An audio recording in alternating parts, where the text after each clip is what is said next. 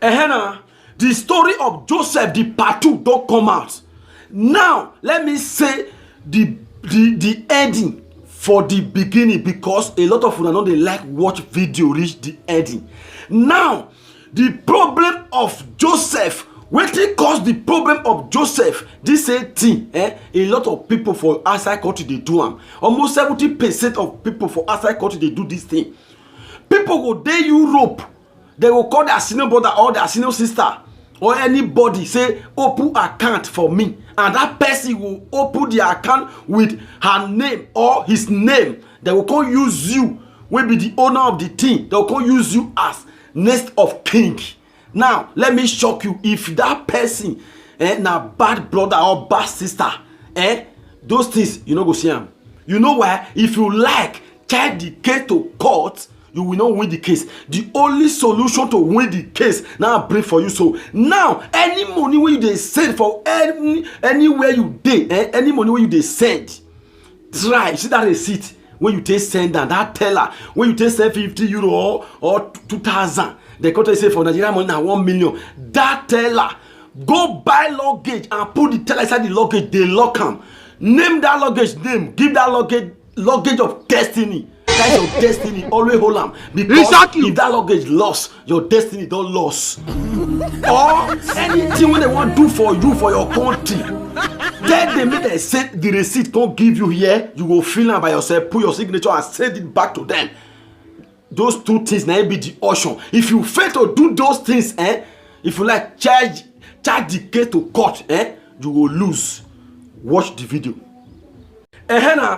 The story of Joseph, the part 2 don't come out. Listen to me, may you lay your own lesson for you.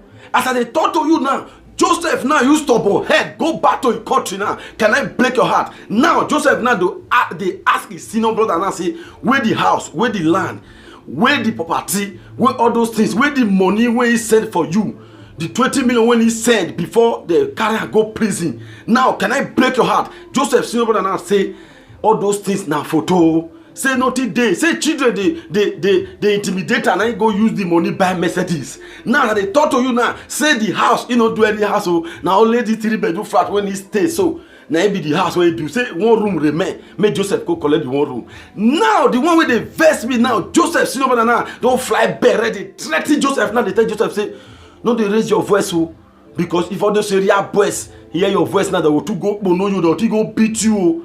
Before they will not say you be brother, say they will to go beat you. Say never to take for you with the maker, the senior man for their confirm. No, they raise your voice. So if they threaten Joseph now with courtesy. Now, when they pay me pass now, Joseph now don't come out now. They stick for advice now, say what to do. Whether may go join court, they fight the brother, or may live for God.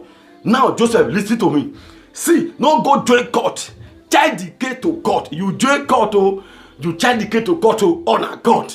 Make una they join something where will feel favor you, where will feel fight for you. Not they join something where they say they will just give you beret. They will see they follow you, they beat you. Before you even remember to even go fight your own snow brother, they go first drill you. Your body go feel am. Now they will call the time say they pay monthly due meeting when they know they share. You will call they pay monthly due. See, let me shock you. Charge the case to God and fight your sin and collect what belongs to you. Now, so you go talk now, just say, may I live for God? You will remain poverty. Everything where you labor for good 30 years. Now, so you will still see yourself for square one. You will still go begin the bomb for the same poverty where you fair run for. Now you will still begin the bomb for the poverty. Wait till you will tell your picking. Charge the case to God and fight your sin and the fear your sin. I say, you charge the case to God. So you want to go join God. Now, God will save you. God will see they drill you, they tell you you go to pay their monthly due. Meeting when another share. Just say buy beret. Charge the case to God and claim what belongs to you. And they fear your sin brother. They tell me say may go join court. Or you manage the one room when it give to you. Manage the one room. That is life for you. Life na gamble. And for una we be guess. If una found yourself for this situation, go and marry. After that, I don't see the reason why una want even first do that before. You get money, you don't get money. Now man want first suffer am before. Go and marry. If you don't take this my advice, you no go get sense again.